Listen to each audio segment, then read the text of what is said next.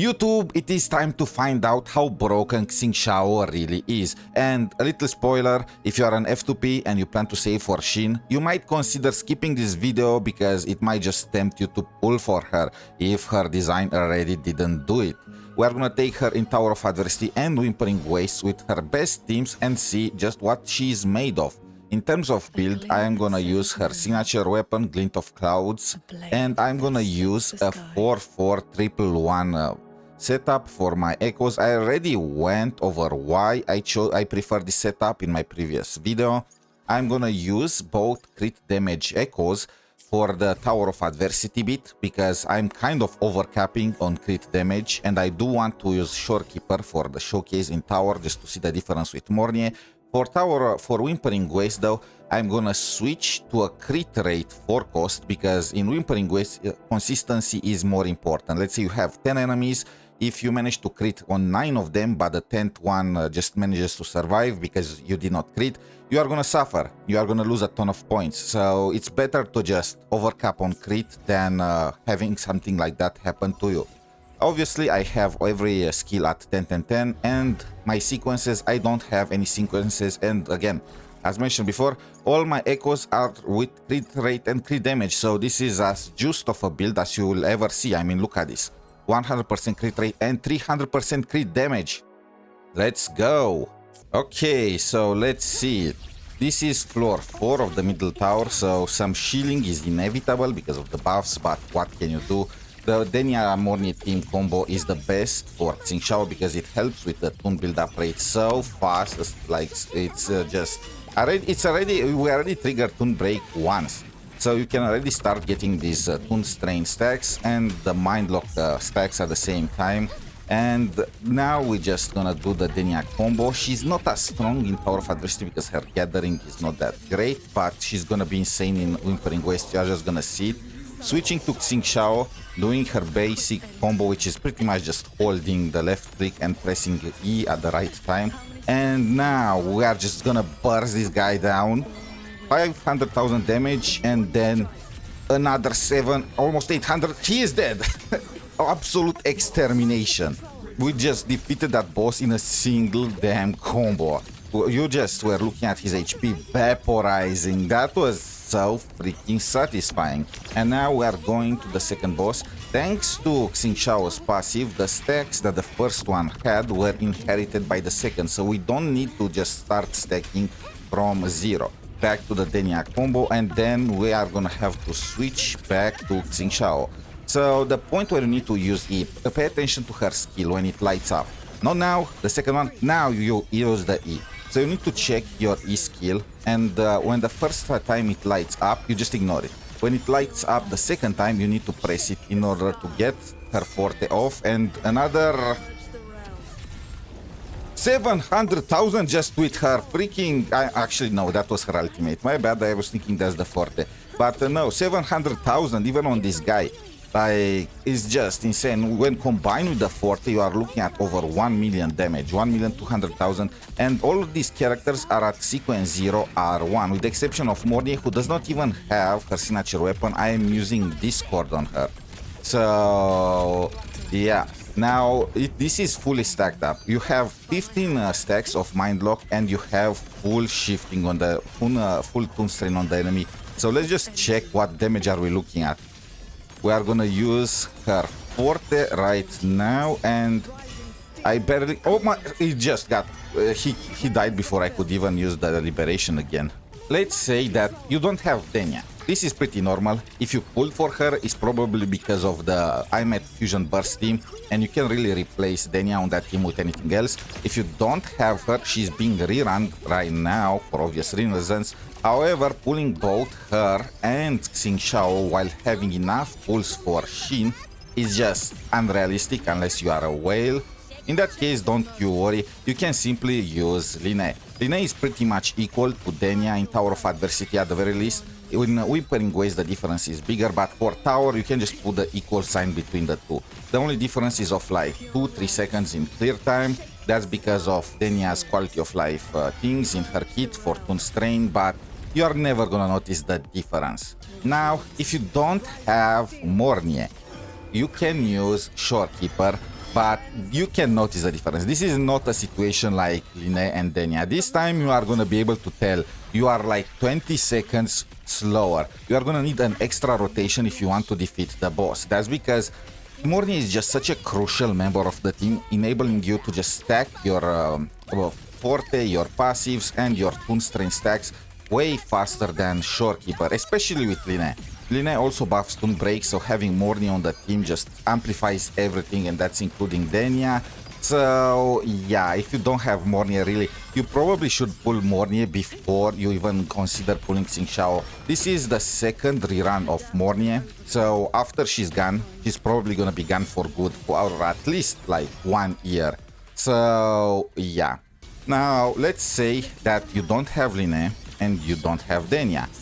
You can use Rebecca. Rebecca was given for free during the Cyberpunk collab, and she buffs heavy attack damage and all attribute damage. Unfortunately, she does not apply Toon Strain. She applies Toon Hex Strains, a different kind of debuff, which does not count for the sake of Toon Straining with Qingxiao. Still, it's a pretty good character. The difference between her and Lynae is of like 10-15 seconds. In any case, it's lower than the difference between Mornye and Shorekeeper. So TLDR, just pull for Mornye first of all when you are looking to build this team. And if you don't have Rebecca, you can try with some Sanhua, Mortefit combos. Qingxiao has basic attack damage and heavy attack damage in her kit. She's pretty much split all over the place. You can also try Jiangxin if you are really desperate, but really these are just cope options. Really though, Toon Strain DPS performing well in Tower of Adversity. Fork found in the kitchen. Luke was also Toon Strain DPS and he was tier 0 on Tower of Adversity. Now he's probably gonna be downgraded just because of Qingxiao's existence, but he was absolutely garbage in Wuthering Waste. He was pretty much unusable. So the question is Qingxiao gonna be any good?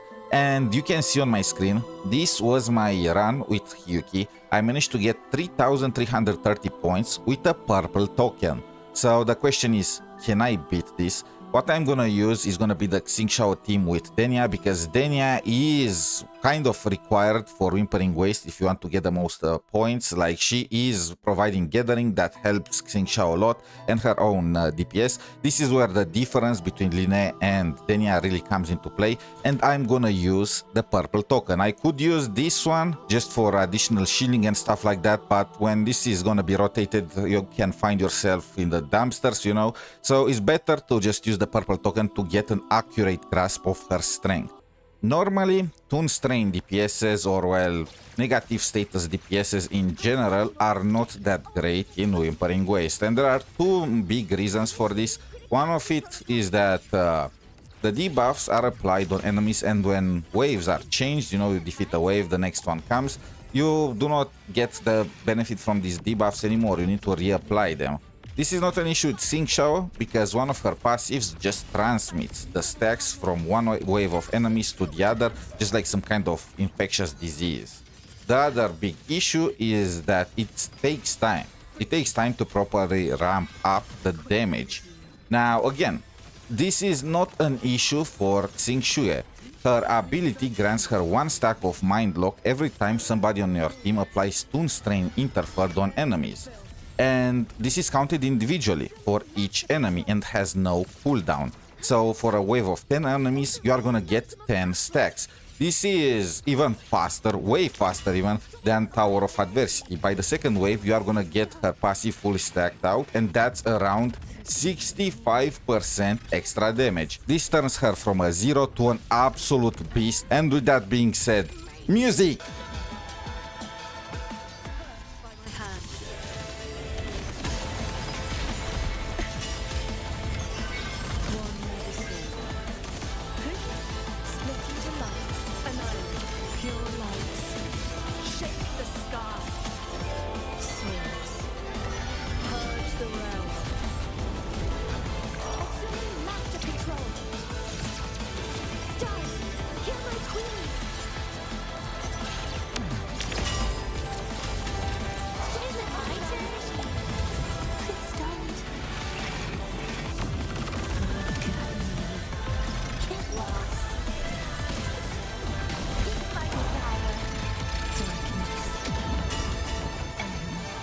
Changing mode. Hit the sky. Heaven descends. Something's familiar. Shattering tears. Rising steel. All my will. In one strike. Assuming master control, all units fight! Order executed. Initiating criticality protocol. Isn't it my turn? Please, don't. Bit by bit. Piece by piece. Ashes to ashes. Purged by my hand.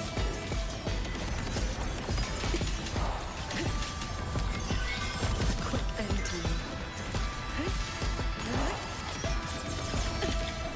How many strikes can you survive? Swords. Purge the realm. Is it my turn? Huh?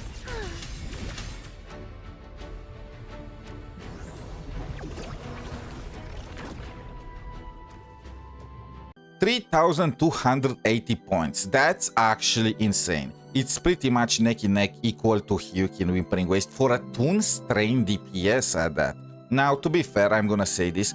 Hiyuki feels easier to use in Whimpering Waste, despite Qingxiao having the easier kit to learn. That's because Hiyuki's rotation is shorter, so you can afford getting hit once or twice along the way. Qingxiao cannot afford that. Now, to play devil's advocate, or well, to give it a fair review, Qingxiao is pretty much ranged. In the 5 to 6 attempts that I needed to do before I got that score, I was not hit once with Qingxiao. Denia took the hits, but the point still stands. You must ensure that your Denia is not getting interrupted. Mornye is also not an issue because she's also ranged. If you manage to do that, then you are getting a Toon Strain DPS that performs as strong as Hiyuki in Whimpering Waste, and yes, even in Tower of Adversity. I tested the Hiyuki team and the Qingxiao team on the 4th floor of the left tower, the one that had no shielding buffs, and both of them managed to clear it with 4 minutes remaining. Completely neck and neck equal. I did not expect how good Qingxiao turned out to be. I was thinking she was gonna be great in Tower of Adversity. I was thinking she was gonna match Hiyuki there just like Yan Yang, but Whimpering Waste, I did not expect her to get over 3,000 points. I did not expect her to match Hiyuki. She's a Toon Strain DPS. These kind of characters are not great against multiple enemies, but her passives make up for it, and it looks like we are facing heavenly tribulations right now. We are about to become truly immortal. In any case, so Qingxiao right now both in Tower and Whimpering Waste matches Hiyuki, and you need to ask yourself, if this is the bait that Kuro released before Shin shows up, then how broken Shin is gonna be. And the bait in quotations. And also, if they release such high quality bait, isn't it actually, you know, irresponsible even to not beat? Well, I beat, and I must say, I don't regret anything! So, do you guys plan to pull for Qingxiao? Do you plan to skip for her? Are you going all in for Shin? Please let me know down below. Until next time, have a wonderful day. Good luck with your pulls, and bye for now.